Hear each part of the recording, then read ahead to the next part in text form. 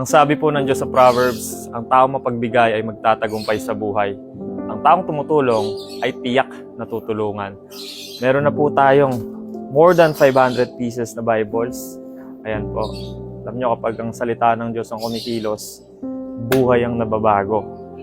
And when I touch these Bibles, nare-remind po ako lagi sa sinabi ng Diyos sa Isaiah 55 na sabi niya doon, "My words will not return to me empty."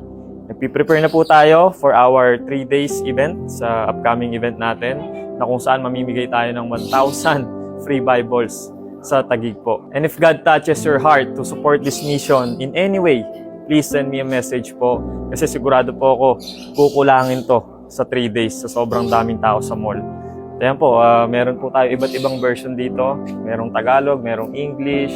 Tulad nito, we have English Standard Version, Gandang Balita Biblia, meron din ang Salita ng Diyos. Ito naman, New Living Translation, NLT. Ito po, mga English po yan. No? Kasi isa lang naman po ang desire ko. That when people receive these Bibles, lives will be changed and souls will find Jesus. At sa mga pupunta po, no, sa mga nagtatanong, pagbukas po ng mall, nandun na kami, which is 10 a.m. Kung hanggang anong oras po, hindi po namin alam.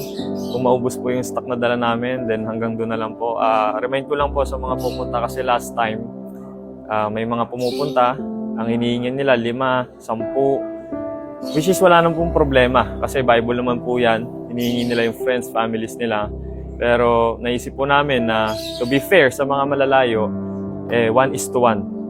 Pero we can consider kung sobrang layo ng pinanggalingan ninyo, then we can give more than 1. Pero as much as possible, 1:1 para po fair do sa mga bumiyahe pa ng malayo. Kasi we have limited stocks. So please pray for this mission. Again, ang salita po ng Diyos ang nakapagpabago sa atin, sa ating mga anak ng Diyos. Kailangan i-share natin yung treasure.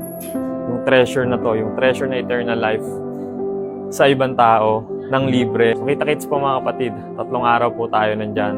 And praying na mas madagdagan pa tong mga Biblia na to para mas marami pa ang makakilala sa Panginoong Hesus. God bless you all po.